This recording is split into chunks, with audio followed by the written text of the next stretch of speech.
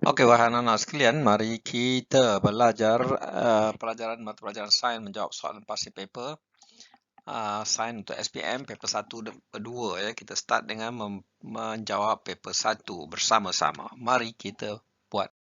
Oke, anak-anak, selepas anda rehat 5 minit ya, boleh tidur. Lama rehat tu tarik nafas dan berjalan ke sana sini sampai minum. Sekarang kita sambung balik. Okey. Berkaitan dengan soalan nombor 11 hingga soalan nombor 20 kita jawab sekarang ya. Rajah menunjukkan kedudukan 4 unsur dalam jadual berkala. Anda tengok soalan 11 ialah kedudukan 4 unsur dalam jadual berkala. 4 unsur itu adalah unsur K, L, M, N. Antara unsur K, L, M dan N, yang manakah dikelaskan dalam kumpulan yang betul? Kumpulan yang betul ya. K ya. Ini adalah kumpulan 1, kumpulan 2, kumpulan 3, 4, 5, 6, 7, 8. Ini kumpulan ya. So kita tengok kumpulan mana yang betul. K adalah logam alkali. L adalah bukan logam. K, ini L. Ini K. M adalah gas adi. Dan N adalah halogen dalam kumpulan yang ke-8. Okey, jawapan yang betul adalah K, logam alkali. Okey. Jadi duduk dalam kumpulan yang betul ya. Kedudukan dia betul ya. Yang lain salah. Okey, itu fakta sains. Nombor 12, rajah menunjukkan satu kaedah penulinan. Satu kaedah penulinan bahan di makmal. Okey, penulinan ini adalah di sini ada termometer. Kemudian ada air yang keluar. Sini ada pemanas, Bunsen burner. Sini ada kondenser. Sejukkan dibalik. Sini air masuk. Okey, air masuk. Kita panaskan dia. Kemudian kita kondens dan dia boleh keluar balik. Air masuk dan keluar ya. Okay, apakah kaedah penulinan dan proses perubahan jisim pada proses perubahan jirim yang terlibat yang ditunjukkan dalam rajah di atas? Apakah proses penulinan? Nak tulis apa ni sebenarnya? Okey, kaedah. Apakah kaedah penulinan dan proses perubahan jirim yang terlibat yang ditunjukkan di dalam rajah di atas ya. So kaedahnya adalah kaedah penyulingan dan proses perubahan jirim adalah kondensasi. Dia ada kondenser ni. Kondenser ni untuk kita kondensasikan dia. So jawapan dia dah diberi dalam soalan. Anda cuma tulis balik saja, jawab saja ya. So kaedah penulinan kita tulinkan dia, kita suling dia. Ya. Kaedah penulinan kita nak sulingkan dia. So ini adalah kaedah dia. Okey. Kaedah dia.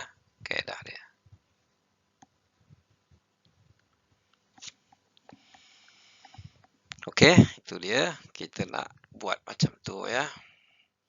Kita tulinkan dia, kita sulingkan dia. Okey. Dapat? Kita pergi pada soalan terusnya. Kita dah jawab tadi adalah penyulingan tadi kan ya. Ini adalah soalan tadi ya.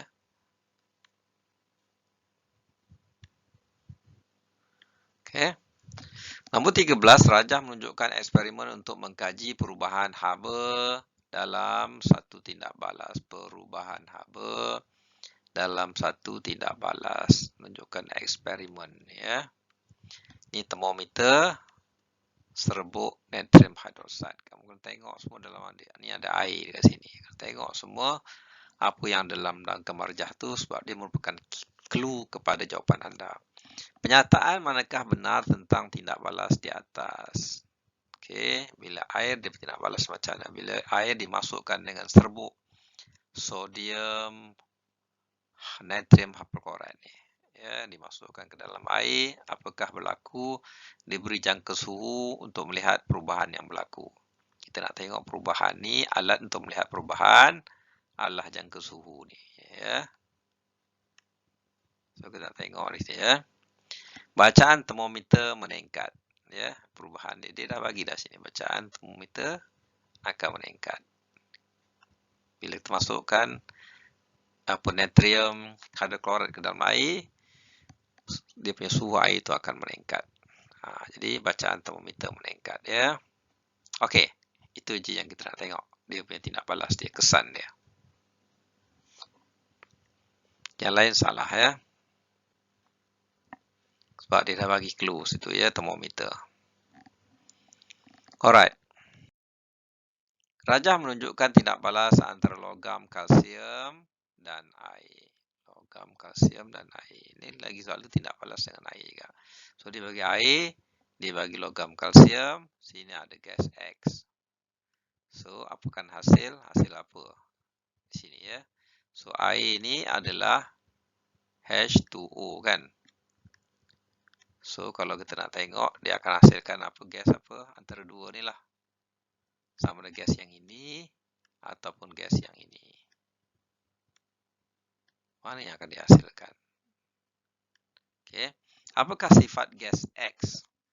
Okey, mengeruhkan air kapur, menyalakan kayu uji berbara, memadamkan kayu uji bernyala, menyebabkan bunyi pop apabila diuji dengan kayu uji bernyala ya.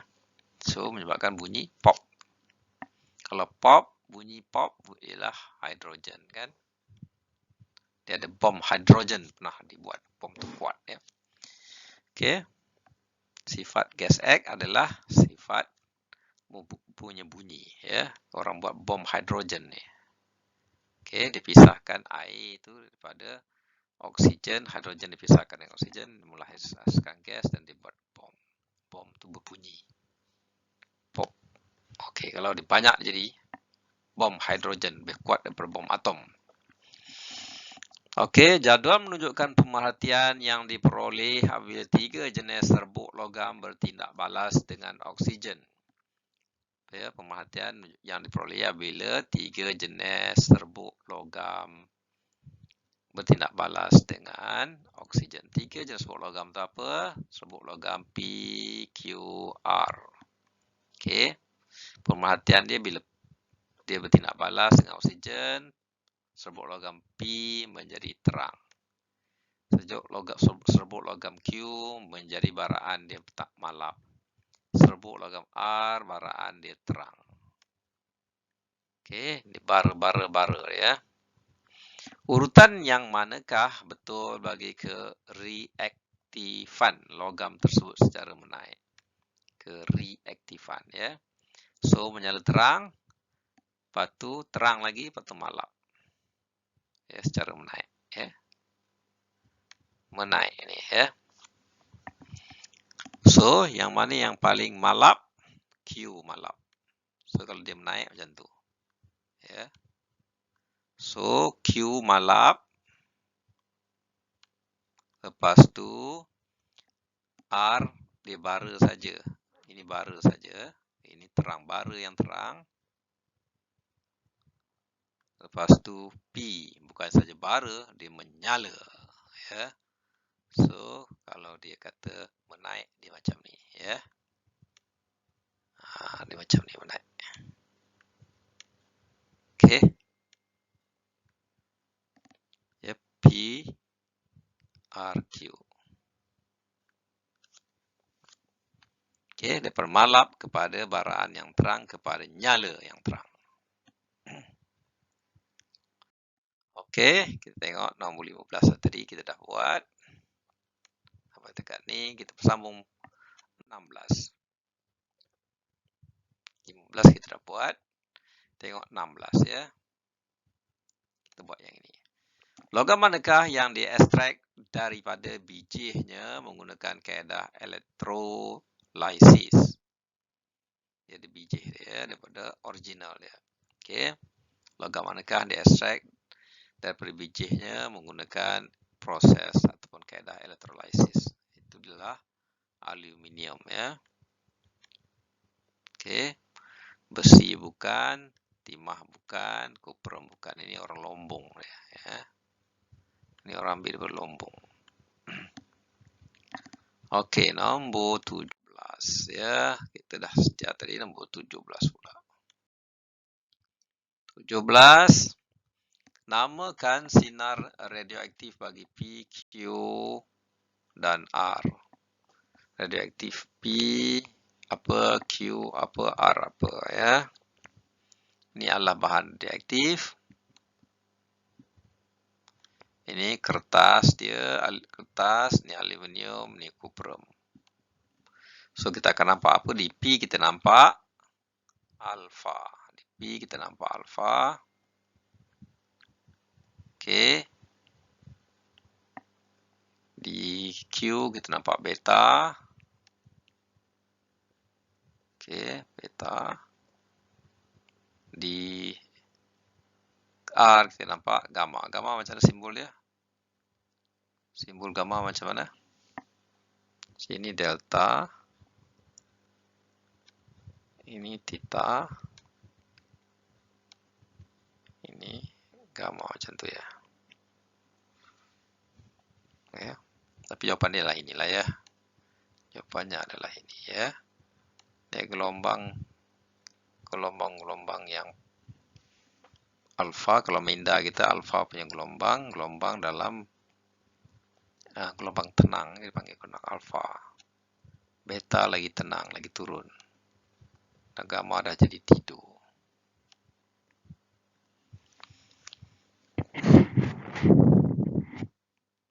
Okey, kita tengok pula jawapan yang seterusnya. Soalan seterusnya, seorang pekerja di kilang penghasilan kertas terdedah dengan risiko pencemaran bahan radioaktif.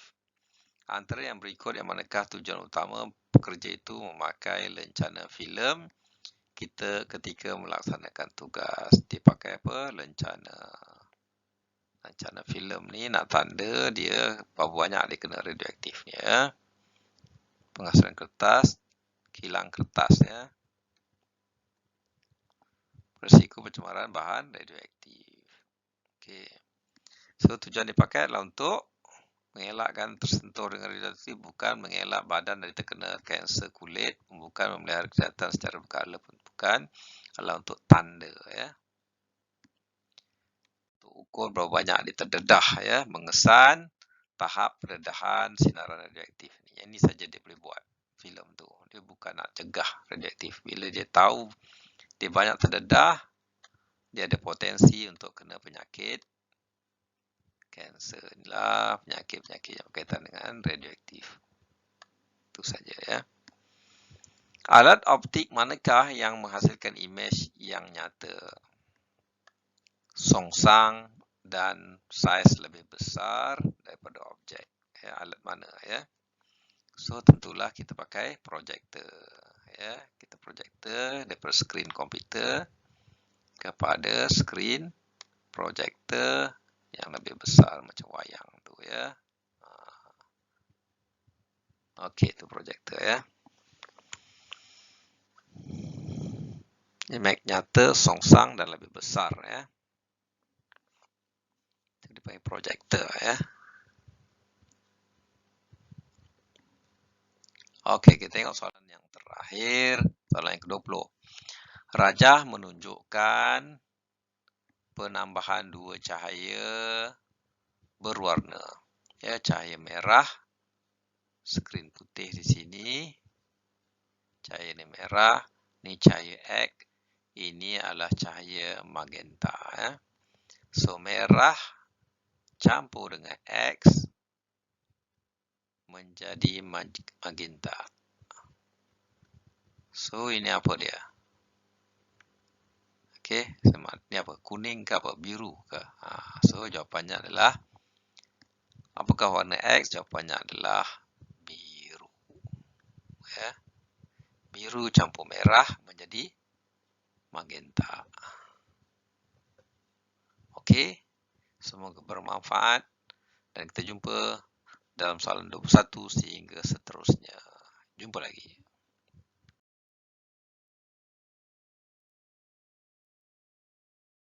Yang terakhir, soalan yang ke-20. Rajah menunjukkan penambahan dua cahaya berwarna. Ya, cahaya merah, skrin putih di sini. Cahaya ini merah, ini cahaya X, ini adalah cahaya magenta. Ya. So, merah campur dengan X menjadi magenta. So, ini apa dia? Okey, ini apa? Kuning ke apa? Biru ke? So, jawapannya adalah, apakah warna X? Jawapannya adalah biru. Ya. Biru campur merah menjadi magenta. Okey, semoga bermanfaat dan kita jumpa dalam soalan 21 sehingga seterusnya. Jumpa lagi.